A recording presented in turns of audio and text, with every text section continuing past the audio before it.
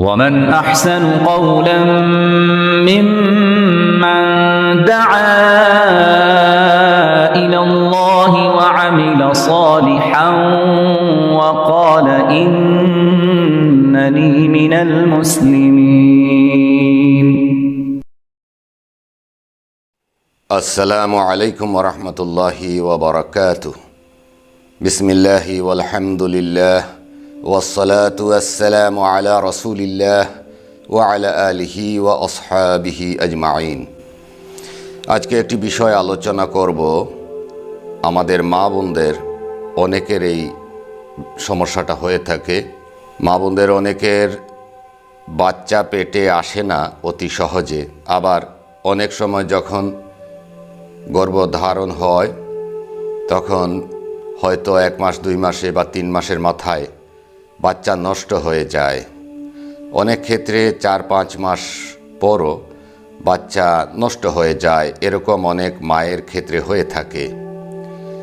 সেসব মায়েরা বা বোনেরা অনেক ধরনের তাবিজ তুমারও ব্যবহার করে থাকেন, বিশেষ করে বিভিন্ন কবিরাজদের কাছ থেকে অথবা কোনো হুজুরের কাছ থেকে নানা প্রকারের তাবিজ, অনেকে পাট পড়া বা সুতা পড়া এগুলো কোমরে বেঁধে রাখেন।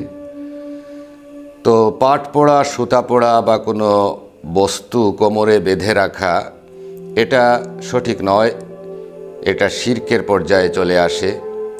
কিন্তু কোনো কোরআনি তাবিজ যদি হয়, কোরআনের আয়াত সম্বলিত কোনো লিখিত কোনো দোয়া বা কোরআনের কোনো আয়াতের ব্যাপার হয়ে থাকে, সেটা ব্যবহার করা জায়েজ আছে বা ব্যবহার করা যাবে এবং এতে ফলাফলও পাওয়া যাবে। তবে যিনি দিবেন, সেই তাবিজটা যিনি দিবেন, ওনারও অভিজ্ঞতা এবং ওনার আমল আখলাকের উপরে নির্ভর করবে এই সমস্ত বিষয়।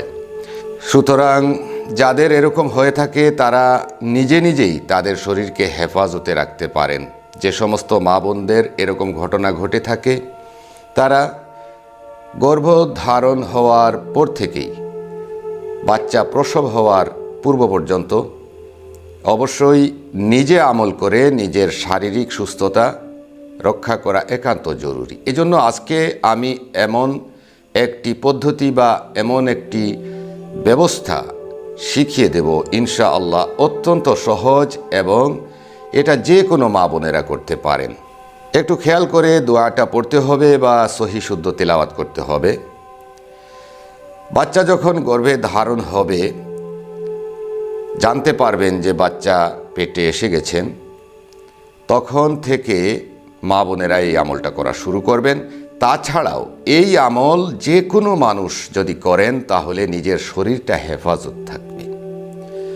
এই জন্য পবিত্রতা অত্যন্ত জরুরি বিষয়, পবিত্র থাকতে হবে। আমলটি হচ্ছে সূরা ইউসুফের 64 নম্বর আয়াতের শেষের অংশ। মা বোনেরা যারা গর্ভধারণ করবেন তারা প্রত্যেক দিন সূরা ইউসুফের 64 নম্বর আয়াতের শেষের এই অংশটা কমপক্ষে 40 বার পাঠ করবেন। সকাল থেকে রাত পর্যন্ত বা যতক্ষণ আপনি জাগ্রত থাকেন ততক্ষণের ভিতরে 40 বার পাঠ করবেন। আয়াতের অংশটি হচ্ছে ফাল্লাহু খায়রুন হাফিজাও ওয়া হুয়া আরহামুর রাহিমিন। ফাল্লাহু খায়রুন হাফিজাও ওয়া হুয়া আরহামুর রাহিমিন। এখানে খেয়াল করবেন আল্লাহু নয়, ফাল্লাহু, ফা আলিফ জবর ফা, ফাল্লাহু খায়রুন হাফিজাও ওয়া হুয়া আরহামুর রাহিমিন। এই আয়াতটার অংশ 40 বার কমপক্ষে তেলাওয়াত করে বুকে ফুঁক দিবেন। যতবারই তেলাওয়াত করবেন একটা করে ফুঁক দিবেন, এইভাবে ফুঁক দিবেন। আর 40 বার যেটা পড়বেন সেটা হলো লা হাওলা ওয়া লা কুওয়াতা ইল্লা বিল্লাহিল আলিয়্যিল আযীম। অনেকে আলিয়ুল আজিম বলেন, এটা ভুল। আলিয়িল, জের হবে আলিয়্যিল আযীম লা হাওলা ওয়ালা কুওয়াতা ইল্লা বিল্লাহিল আলিয়্যিল আযীম। এটাও 40 বার পড়বেন। 20 বার পড়ে ডান কাঁধে 3টা ফুঁক দিবেন, 20 বার পড়ে বাম কাঁধে 3টা ফুঁক দিবেন। এই 40 বার পাঠ করবেন 24 ঘন্টার ভিতরে যে কোনো সময়।